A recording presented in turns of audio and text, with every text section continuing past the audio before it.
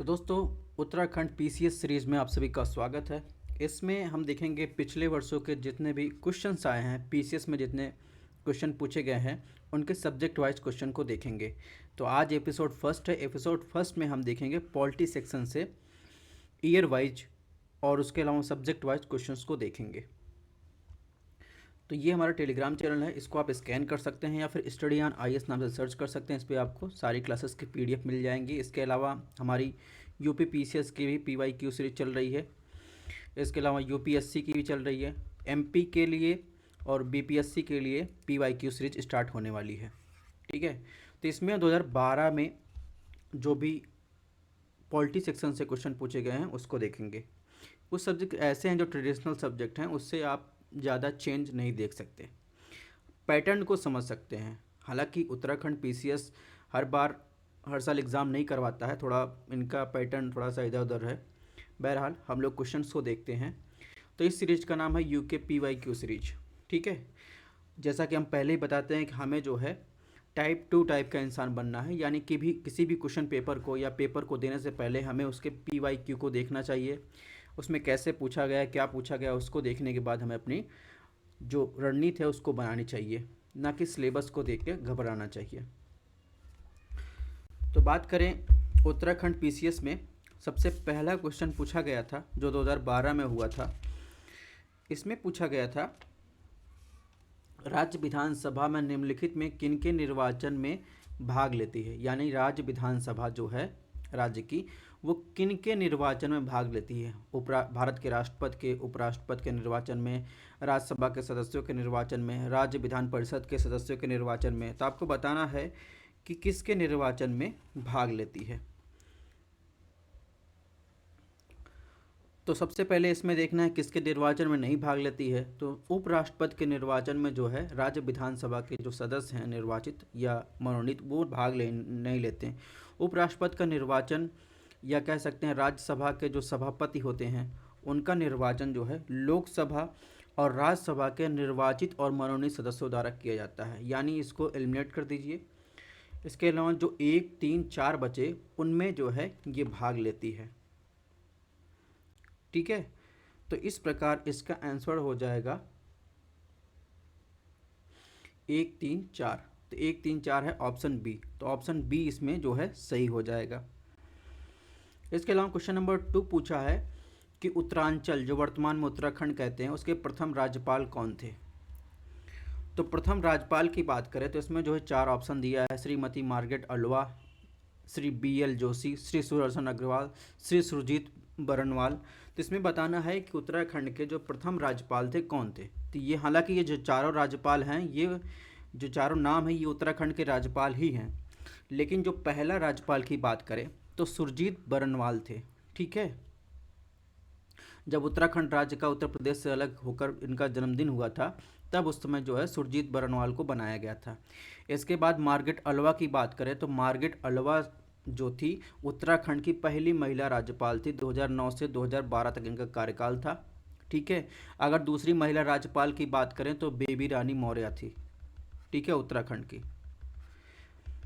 और देश की पहली महिला राज्यपाल की बात करें तो देश की पहली महिला राज्यपाल भारत की आज़ादी के बाद कौन था, सरोजनी नायडू। ठीक है, और वो भी उत्तर प्रदेश की। 1947 से लेकर जो है 1949 तक इनका कार्यकाल था। बहरहाल एक सेकंड,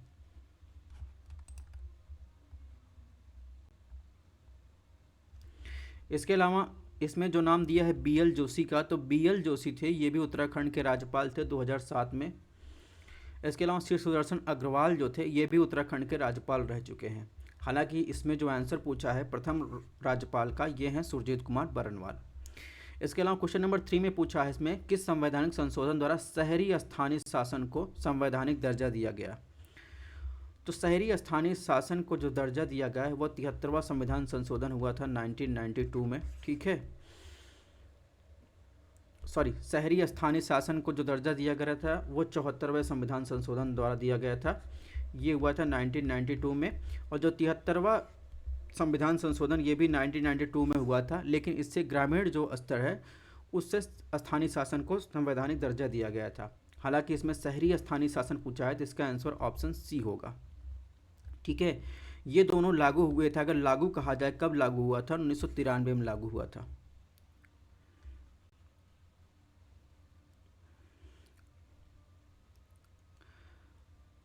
अब बात करें जब उत्तराखंड का जब जन्मदिन था, यानी 9 नवंबर 2000 को ये पैदा हुआ। उत्तराखंड जो है उत्तर प्रदेश के पश्चिमी और हिली इलाकों को मिलाकर जो है उत्तराखंड बनाया गया, उत्तरांचल बनाया गया। तो तब से लेकर जो है वर्तमान तक 8 गवर्नर जो है नियुक्त हो चुके हैं। वर्तमान गवर्नर जो बात करेंगे तो लेफ्टिनेंट गुरमीत सिंह है, ठीक है।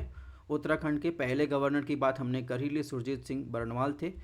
पहली महिला गवर्नर की बात की मार्गरेट अल्वा, और दूसरी महिला गवर्नर की बात करें तो बेबी रानी मौर्य। बट अभी तक जो है 8 गवर्नर में सिर्फ 2 महिला गवर्नर हैं, जिसमें पहली जो है मार्गरेट अल्वा, दूसरी जो है बेबी रानी मौर्य हैं, ठीक है। तो ये भी आपको ध्यान रखना है। यहाँ देखिए 74वां संविधान संशोधन इसके बारे में दिया गया है, ठीक है। तो इसमें देखिए 1992 में ये अमेंडमेंट हुआ, जबकि लागू जो हुआ 1 जून 1993 को हुआ। इसके अलावा जो शहरी स्थानीय शासन का है वो 12वीं अनुसूची में जो है इसे शामिल किया गया 18 विषय के साथ, ठीक है। और 2010 में जो है 24 अप्रैल को जो है हर साल जो है अभी तक जो है 24 अप्रैल को राष्ट्रीय पंचायत दिवस के रूप में मनाया जाता है। इसके अलावा अब देखिए ये 2012 में क्वेश्चन पूछा गया। 2020 में यूपी पीसीएस में क्वेश्चन पूछा गया, संविधान के किस भाग को पंचायती राज व्यवस्था संबंधी प्रावधान दिए गए हैं। तो इसमें भाग 9 होगा, ठीक है। तो देख सकते हैं कि इसमें क्वेश्चन जो पूछता है पॉलिटी में होता नहीं, उसी पार्ट से क्वेश्चन अलग अलग पूछता है। अब इसने पूछा भारतीय संघात्मक व्यवस्था में तृतीय तल कब जोड़ा गया, यानी स्थानीय स्वशासन की बात कर रहा है, ठीक है। यानी लोकसभा राज्यसभा के अलावा जो विधानसभा है, विधान परिषद, उसके अलावा जो तीसरा तल है वो कब जोड़ा गया। तो जब जोड़ा गया इसमें 1992 है, ठीक है। लागू होगा 1993 में, ठीक है। तृतीय तल में इसमें शहरी स्थानीय दोनों को बता रहा है, तो दोनों जो है 1992 में अमेंडमेंट के द्वारा जो है जोड़ा गया था, ठीक है। इसका एक्सप्लेनेशन यहाँ पर दिया गया है पंचायती राज व्यवस्था के बारे में, इसको आपको पूरा डिटेल में पढ़ लेना है, ठीक है। इसके अलावा यूपी पीसीएस में 2020 में ही क्वेश्चन पूछा गया, पंचायतों के लिए कराए जाने वाले सभी निर्वाचनों के लिए संचालन अधीक्षण निर्देशन नियंत्रण के निहित होता है। मतलब कौन देखता है, भारत राज्यपाल देखता है, निर्वाचन आयोग देखता है, जिला पंचायत अधिकारी देखता है, राज्य निर्वाचन आयोग। इसमें आंसर होगा राज्य निर्वाचन आयोग, ठीक है। राज्य निर्वाचन आयोग राज्य के स्थानीय निकायों के लिए स्वतंत्र न्यायोचित निष्पक्ष चुनाने के लिए जिम्मेदार, यानी उनको कार्य सौंपा गया है। तो यूपी पीसीएस का क्वेश्चन डालने से इसमें ये फ़ायदा आपको है कि और सारी इन्फॉर्मेशन मिल जा रही है कि आगे आने वाले जो भी एग्ज़ाम होंगे हो सकता है इससे भी क्वेश्चन पूछे जाएं, क्योंकि पॉलिटी तो अलग होने वाला नहीं है, ठीक है। तो भारत देश के लिए सभी राज्य व्यवस्था बराबर है। इसके अलावा क्वेश्चन नंबर 4 की बात करें, 4 में पूछा गया है भारत के सर्वोच्च न्यायालय के क्षेत्राधिकार किसके द्वारा बढ़ाया जा सकता है। ऑप्शन 1 राष्ट्रपति द्वारा, ऑप्शन 2 संसद द्वारा प्रस्तावित करके, ऑप्शन 3 संसद द्वारा विधि बनाकर, ऑप्शन 4 जो है भारत के मुख्य न्यायाधीश के परामर्श करके राष्ट्रपति द्वारा। तो जहाँ तक भारत के सर्वोच्च न्यायालय के क्षेत्राधिकार की बात है तो आर्टिकल 138 में जो है इसका प्रावधान है कि उसके जो मूल अधिकार है उसको बढ़ाने का काम संसद जो है विधि द्वारा करती है, यानी इसमें ऑप्शन सी सही हो जाएगा। क्वेश्चन नंबर 5 इसमें देखिए मंत्रिपरिषद सामूहिक रूप से किसके प्रति उत्तरदायी होती है। तो अगर मंत्रिपरिषद जो होती है, सबसे पहले आपको समझना होगा कि जो भी इसमें सामूहिक उत्तरदायित्व की बात कर रहा है तो लोकसभा का जो इलेक्शन होता है वो जनता जो है सीधे अपने प्रतिनिधि लोकसभा में भेजती है, ना कि राज्यसभा का जो इलेक्शन होता है उसमें जनता अपने प्रतिनिधि भेजती नहीं है, ठीक है। राष्ट्रपति के चुनाव में जनता भागीदारी लेती नहीं है। तो जो भी इनडायरेक्ट इलेक्शन होते हैं वो तो कतई जो है सामूहिक रूप से उत्तरदायी का मतलब क्या है।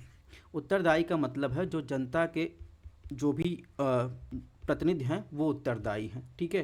तो इसमें जो है प्रधानमंत्री तो निर्वाचित किया जाता है, ठीक है। ना तो राज्यसभा होगा ना तो राष्ट्रपति होगा, सिर्फ और सिर्फ जो है लोकसभा के जितने भी जो प्रतिनिधि होते हैं वो जनता द्वारा चुने जाते हैं, और लोकसभा में जो भी मंत्रिपरिषद होती है वो जो है लोकसभा के प्रति उत्तरदायी होती है, ठीक है। यहाँ पर देखिए क्वेश्चन नंबर 4 का एक्सप्लेनेशन दिया गया है। इसके अलावा देखिए सर्वोच्च न्यायालय के न्यायाधीशों की संख्या के बारे में भी क्या क्या प्रावधान है उसके बारे में भी यहाँ पर दिया गया, इसको आपको देख लेना है। क्वेश्चन नंबर 6 की बात करें तो निम्नलिखित में किसको संविधान की आत्मा कहा गया है।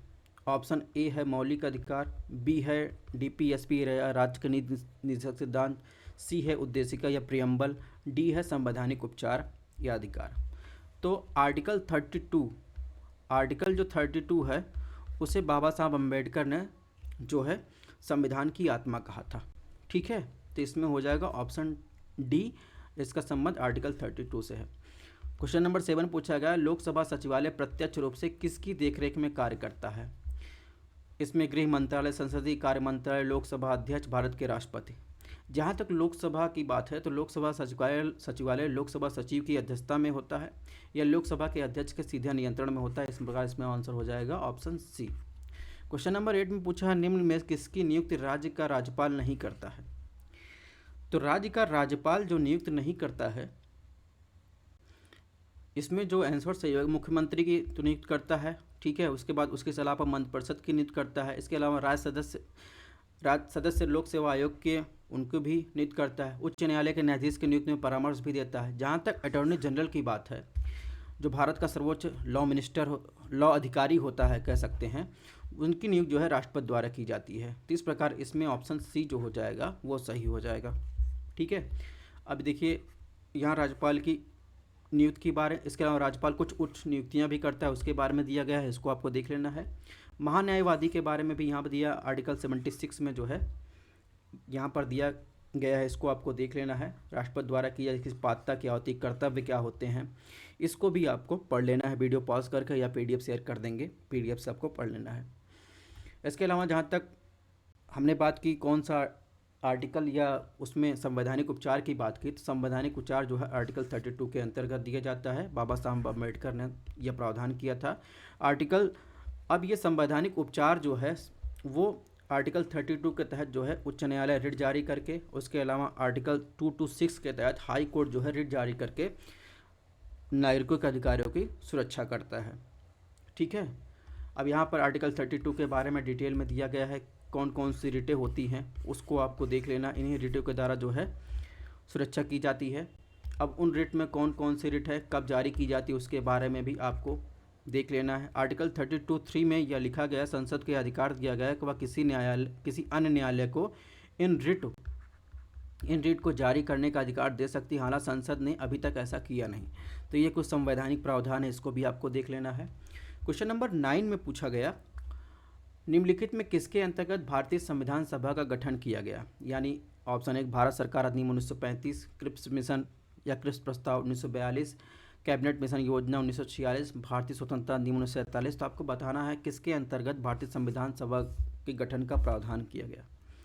तो इसमें जो 1946 में कैबिनेट मिशन आया था, उसके द्वारा भारतीय संविधान सभा के गठन का प्रावधान किया गया था।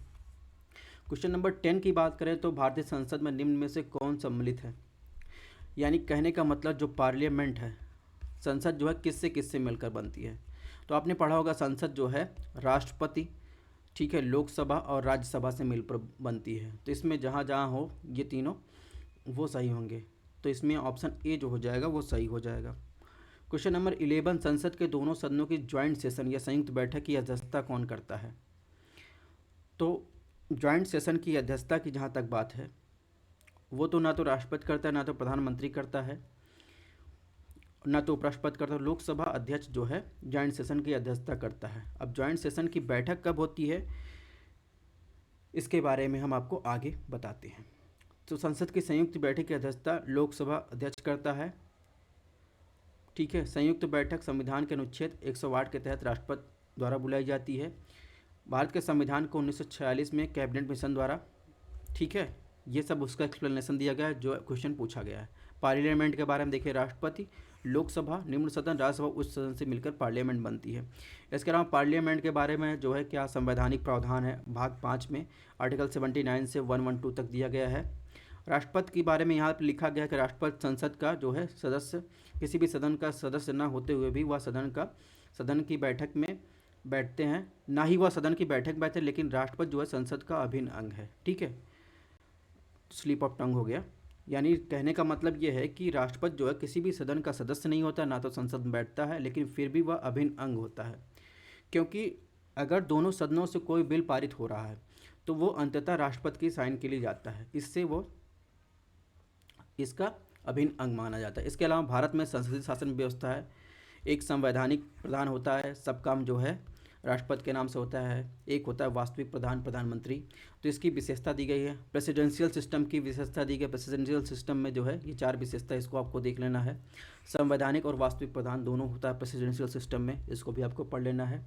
यूपी पीसीएस 2020 में क्वेश्चन पूछा गया इसी जॉइंट सेशन से, निम्नलिखित में किस पर गतिरोध दूर करने के लिए लोकसभा और राज्यसभा की संयुक्त बैठक हो सकती है। तो लोकसभा और राज्यसभा की जो संयुक्त बैठक हो सकती है, ना तो संविधान संशोधन विधेयक पर, ना ही धन विधेयक पर, ना विनियोग विधेयक पर, हो सकती है जनरल बिल पर। ठीक है, इसके बारे में यहाँ पर जो है एक्सप्लेनेशन दिया गया, इसको आपको देख लेना है। बात करें क्वेश्चन नंबर 12 की।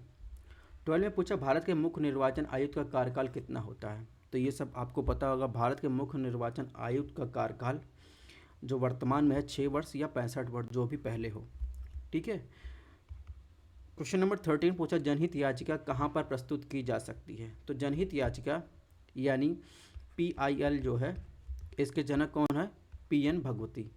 तो ये सुप्रीम कोर्ट और हाई कोर्ट में प्रस्तुत की जा सकती है, लेकिन प्राइमरी जो दिया जाता है वो हाई कोर्ट में जो है दिया जाता है, लेकिन जो इसमें ऑप्शन सही होगा वो होगा उच्च न्यायालय और सर्वोच्च न्यायालय दोनों में।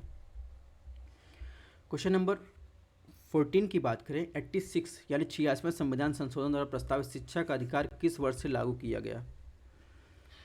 तो शिक्षा का अधिकार की बात करें तो इसमें जो है 86वें संविधान संशोधन 2002 में हुआ था, तब से ये लागू हुआ है। ठीक है। इसके अलावा देखिए कुछ फैक्चुअल जानकारी आपको देख देते हैं। भारत के पहले निर्वाचन आयुक्त थे सुकुमार सेन, और भारत की पहली महिला निर्वाचन आयुक्त की बात करें, चीफ इलेक्शन कमीशन की बात करें, श्रीमती VS रामा देवी थी। वर्तमान में जो चीफ इलेक्शन कमीशन है राजीव कुमार, वर्तमान में बहुसदस्यीय संस्था है जिसमें जो अन्य सदस्य भी होते हैं, हालांकि इनका पावर सेम है। ठीक है, बहुमत के आधार पर फैसले होते हैं। इसके अलावा जनहित याचिका के बारे में जो है यहाँ पर दिया गया है, ये है PN भगवती, भारत के पूर्व न्यायाधीश थे। इन्हें जो है जनहित याचिका के जनक कहा जाता है, यानी पब्लिक इंटरेस्ट लिटिगेशन, जिसका फुल फॉर्म है PIL का फुल फॉर्म है। ठीक है। इसके अलावा क्वेश्चन नंबर 14 का यहाँ पर एक्सप्लेनेशन दिया गया है, इसको आपको देख लेना है। 86वें संविधान संशोधन 2002 द्वारा 21 से जोड़ा गया, जिसमें 6 से 14 वर्ष की आयु के सभी बच्चों को निःशुल्क और अनुवांशिक शिक्षा प्रदान करना था। इसमें केवल प्रारंभिक शिक्षा मौलिक अधिकार है, लेकिन जो है उच्च शिक्षा और पेशेवर नहीं। ठीक है, ये भी आपको ध्यान रखना है। क्वेश्चन नंबर 15 की बात करें, किसी व्यक्ति को पंचायत चुनाव लड़ सकता है यदि उसने पूर्ण कर ली हो 25 वर्ष, ऑप्शन A, ऑप्शन B 30 वर्ष, ऑप्शन C 21 वर्ष, ऑप्शन D 18 वर्ष। तो इसमें बताना है कितनी आयु जो है ज़रूरी है पंचायत इलेक्शन के लिए। तो जहाँ तक 18 वर्ष की आयु है, तो 18 वर्ष की आयु में जो है आदमी क्या करता है, वोट कर दे सकता है। और इसके अलावा अगर बात करें पंचायत इलेक्शन के लिए न्यूनतम आयु 21 वर्ष है। जहाँ तक 25 वर्ष की आयु की बात है, तो 25 वर्ष आयु आपको जो है लोकसभा के संसदीय का चुनाव लड़ना है, या विधानसभा के विधायक का चुनाव लड़ना है, तो आपको न्यूनतम एज कितनी चाहिए, 25 वर्ष। इसके अलावा अगर राज्यसभा के लिए नियुक्त होना है आपको, या राज्यसभा का चुनाव लड़ना है, तो आपको न्यूनतम एज उस संसद बनने के लिए आपको 30 वर्ष चाहिए। ठीक है। और एक फैक्चुअल जानकारी आपको एक और दे देते हैं कि राज्यसभा में आपको चुनाव या निर्वाचित होना है, उसके लिए न्यूनतम उम्र 30 वर्ष चाहिए, लेकिन ज़रूरी नहीं है जिस राज्य से आप निर्वाचित होने हैं उस राज्य के आप निर्वाचन क्षेत्र में आपके पास होना ज़रूरी नहीं है। ठीक है, यानी उस राज्य का जो है निर्वाचन सूची में, नामावली में किसी भी क्षेत्र में आपका नाम होना ज़रूरी नहीं है। लेकिन आपको अगर विधानसभा का इलेक्शन लड़ना है तो जिस राज्य से भी लड़ना है, यानी विधायक का उस राज्य के क्षेत्र में या निर्वाचन क्षेत्र में मतदाता होना जरूरी है। ठीक है। क्वेश्चन नंबर 16 की बात करें, संविधान के किस संशोधन के अंतर्गत OBC यानी अन्य पिछड़ा वर्ग को शिक्षण संस्थानों में प्रवेश हेतु 27% का रिजर्वेशन या आरक्षण दिया गया। 92 संविधान संशोधन, 93 संविधान संशोधन, या जो है 94 संविधान संशोधन, या 96 संविधान संशोधन। जहाँ तक बात करें रिजर्वेशन की, तो इसमें जो है 93 संविधान संशोधन 2005 में जो है ये रिजर्वेशन का प्रावधान किया गया था। क्रीमी लेयर का कॉन्सेप्ट आया था SC ST के लिए भी आया था। हालांकि जो है इसको सुप्रीम कोर्ट ने SC ST के लिए जो क्रीमी लेयर निर्धारित किया था उसको निरस्त कर दिया गया था, OBC के लिए है। तो इसमें जो आंसर होगा ऑप्शन बी सही होगा। ठीक है। इसके अलावा क्वेश्चन नंबर 17 पूछा, निम्न में से किस राज्य में सर्वप्रथम लोकायुक्त संस्था की स्थापना की गई? ध्यान रखना लोकपाल नहीं पूछा, लोकायुक्त संस्था की स्थापना की गई थी, ये आपको बताना है। तो इसमें देखेंगे जो सर्वप्रथम लोकायुक्त, अगर लोकपाल पूछता तो 1970 में सबसे पहले उड़ीसा में की गई थी।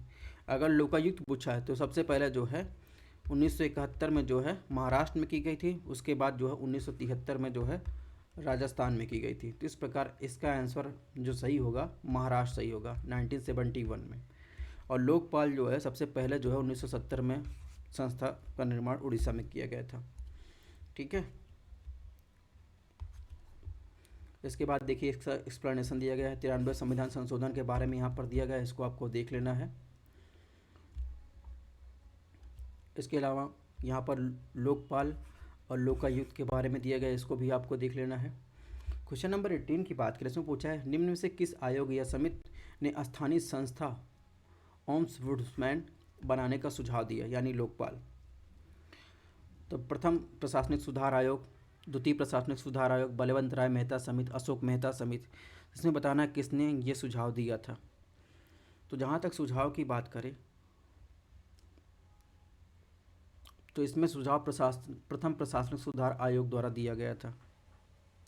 ठीक है। 1966 में समिति बनी थी, उसने सिफारिश की थी। उसके बाद 19वां जो क्वेश्चन पूछा गया, इसमें पूछा निम्न में से कौन सी एक समिति भारत के पंचायत राज व्यवस्था से संबंधित नहीं है? दिनेश गोस्वामी समिति, ML सिंघवी समिति, सादिक अली समिति, अशोक मेहता समिति। तो इसमें बताना है कौन सी पंचायत से संबंधित नहीं है, पंचायत रिफॉर्म से। तो इसमें आपको पता है ML सिंघवी समिति भी है, अशोक मेहता समिति भी है। ठीक है। और इसके अलावा आप जानते होंगे बलवंत राय मेहता समिति है। ठीक है। लेकिन इसमें एक और समिति है जिसका नाम है सादिक अली समिति। सादिक अली समिति 1964 में जो है गठित की गई थी पंचायत रिफॉर्म से। जहाँ तक बात है दिनेश गोस्वामी समिति, दिनेश गोस्वामी जो समिति जो गठित की गई थी उनका संबंध जो है इलेक्शन रिफॉर्म से। तो इस प्रकार इसमें देखेंगे, इसमें जो आंसर सही होगा दिनेश गोस्वामी से, जिसका संबंध इलेक्शन रिफॉर्म से। इसके अलावा जो है इनका संबंध जो है पंचायत राज व्यवस्था रिफॉर्म से है।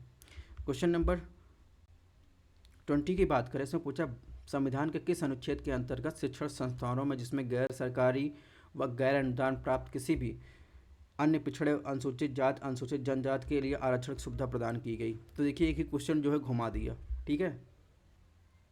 सबसे पहले पूछा कि किसके तहत रिजर्वेशन दिया गया था, फिर उसी साल ये क्वेश्चन पूछा कि किस आर्टिकल में रिजर्वेशन दिया गया था।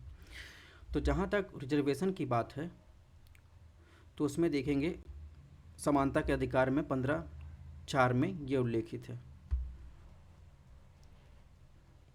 ठीक है। तो शिक्षण संस्थानों में रिजर्वेशन की बात है, 15(5) जो है निरस्त कर दिया गया है, ये भी आपको ध्यान रखना है। और ये सुप्रीम कोर्ट द्वारा जो है निरस्त किया गया था 2005 में ही, ईमानदार मामले में जो है इसे निरस्त कर दिया गया था। ठीक है। तो यहाँ पर देखिए इसके ओम्बुड्समैन के बारे में यहाँ पर पूरा डिटेल में लिखा गया है, यानी कब विचार आया, कब क्या हुआ। इसके अलावा देखिए स्थानीय स्वशासन के बारे में जो है यहाँ पर सबसे पहला विचार लॉर्ड रिपन द्वारा किया गया। इसके अलावा पंचायती राज संस्था से कौन कौन समितियाँ कब बनी थी इसके बारे में आपको क्रम याद रखना है, ईयर याद रखना है, कभी कभी क्रोनोलॉजी पूछ लेता है, उसके बारे में भी आपको ध्यान रखना है। इसके अलावा समानता के अधिकार की यहाँ पर डिटेल में चर्चा की गई है, इसको भी आपको ध्यान रखना है। ठीक है। समानता के अधिकार के संविधान में अपवाद हैं, जैसे 361 के तहत जो है प्रेस और राष्ट्रपति राज्यपाल, 105 से संसद, 194 के तहत विधानमंडल के सदस्यों को। इसके अलावा देखेंगे समानता के अधिकार की बात यहाँ पर दिखे, प्रियम्बल में भी समानता की बात की गई, प्रतिष्ठा और अवसर समानता, स्वतंत्रता की बात की गई, न्याय की बात की गई, इसको भी आपको ध्यान रखना है। और ख़ासकर इस तारीख को 26 नवंबर 1949 को। ठीक है। इसके अलावा ये तो हो गया रिजर्वेशन की बात, SC ST की बात हमने कहा शिक्षण संस्थानों में। ठीक है। इसके अलावा विधायिका यानी संसद में, लोकसभा, राज्यसभा, विधानसभा में जो संवैधानिक प्रावधान है SC ST को रिजर्वेशन से, उसका प्रावधान भी यहाँ पर दिया गया है, इसको भी आपको वीडियो पॉज करके पढ़ लेना है। ठीक है। इसके अलावा क्वेश्चन नंबर 21 पूछा गया, वर्तमान में राष्ट्रीय महिला आयोग के अध्यक्ष निम्न में से कौन थे। तो जहाँ तक इस क्वेश्चन की बात करें, जो वर्तमान की बात करें, प्रेजेंट टाइम में जो है कौन है, MS रेखा, ठीक, sorry Rekha Sharma present day में। इसके अलावा देखिए यही क्वेश्चन जो है राष्ट्रीय महिला आयोग के निम्नलिखित अध्यक्षों पर विचार करना था। यूपी PCS पॉलिटी सेक्शन में 2020 में भी ये क्वेश्चन पूछा गया था, ठीक है। तो चलिए इसको हम डिटेल में देख लेते हैं। जहाँ तक जयंती पटनायक का कार्य है, जयंती पटनायक जो है पहली जो है अध्यक्ष थी। इनका 1992 से 1995 था। इसके बाद पूर्णिमा आडवाणी आई, इनका कार्यकाल 2002 से 2005 तक था। उसके बाद गिरिजा व्यास आई, ठीक है, 2005 से 2011 तक रही। इसके बाद ममता शर्मा राष्ट्रीय महिला आयोग की अध्यक्ष बनी, इनका कार्यकाल 2011 से 2014 तक रहा, ठीक है, ठीक है। तो इस प्रकार देखेंगे, इसमें जो 2012 में क्वेश्चन पूछा गया, तो 2012 में जो है ममता शर्मा इसमें होंगी, ठीक है। 2011 के बाद जो है ममता शर्मा आई थी। वर्तमान में कौन है, रेखा शर्मा। तो ये भी आपको ध्यान रखना है। इसके अलावा इसमें एक क्वेश्चन और पूछा गया है, एक ही लोकसभा निर्वाचन क्षेत्र में लगातार 8वीं बार चुनाव जीतने वाली भारत की महिला सांसद कौन है। तो इसमें देखेंगे सुमित्रा महाजन जो है इंदौर से जो है 1989, 91, 96, 98, 99, 2004, 2009, 2014 में जो है सांसद का चुनाव जीत कर आई। और इसके अलावा जो है ये लोकसभा स्पीकर भी बनी। तो इस प्रकार इसमें जो है, इसमें कौन सा ऑप्शन सही हो जाएगा, एक सेकंड, सुमित्रा महाजन। इसके अलावा पहली महिला जो लोकसभा स्पीकर बनी, इनके बारे में यहाँ पर दिया गया है, ठीक है, इनको भी आपको देख लेना है। और इसके अलावा ये जो थी वो 2017 में राष्ट्रपति की उम्मीदवार भी थी। और सुमित्रा महाजन और अध्यक्ष बनने वाले दूसरी महिला स्पीकर थी। एक सेकंड का टाइम दीजिएगा, सिस्टम में साला थोड़ा।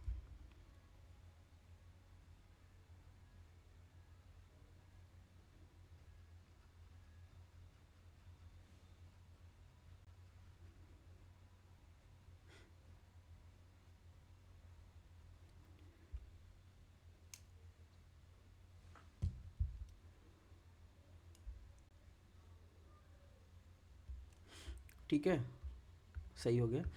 तो इसमें आपको ध्यान रखना है कि जो सुमित्रा महाजन थी वो दूसरी महिला स्पीकर बनी, ठीक है, लोकसभा की। इसके अलावा जो पहली महिला स्पीकर बनी वो थी मीरा कुमारी, ठीक है, ये भी आपको ध्यान रखना है। इसके अलावा देखिए यहाँ पर कुछ फैक्चुअल जानकारी दी गई, इसको भी आपको देख लेना है कि कौन पहली है कौन दूसरी है, भारत के राष्ट्रपति उपराष्ट्रपति के बारे में, ठीक है, इसके बारे में डिटेल में आपको दिया गया, इसको आपको देख लेना है। इसके अलावा देखिए वर्तमान में फैक्चुअल इन्फॉर्मेशन जितना CGI, पहले CGI कौन थे, वर्तमान CGI कौन है, लोकसभा स्पीकर के बारे में, उपराष्ट्रपति के बारे में, ठीक है, इन सभी के बारे में आपको देख लेना है।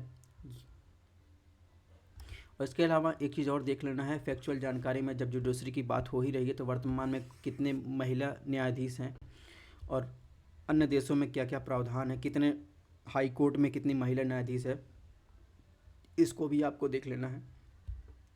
बात करेंगे कि list of prime minister of India, तो उनका कार्यकाल भी आपको देख लेना है, यहाँ पर फैक्चुअल जानकारी दी गई है। इसके अलावा हमारी सीरीज चालू होने वाली है BPSC के लिए भी, इसको भी आप देख सकते हैं। MPPCS के लिए भी सीरीज चालू होने वाली है। इसके अलावा वर्तमान में देखिए UPSC के लिए चल रही है ज्योग्राफी की, और ज्योग्राफी के अलावा आर्ट एंड कल्चर की एपिसोड 4 हो चुका है। UPPCS के लिए भी 3 लेक्चर हो चुके हैं, इसको भी आप देख सकते हैं। तो थैंक्स फॉर वॉचिंग। अगर आपको क्लासेस पसंद आ रहे तो आप सब्सक्राइब भी कर सकते हैं। मिलते हैं एपिसोड 2 में।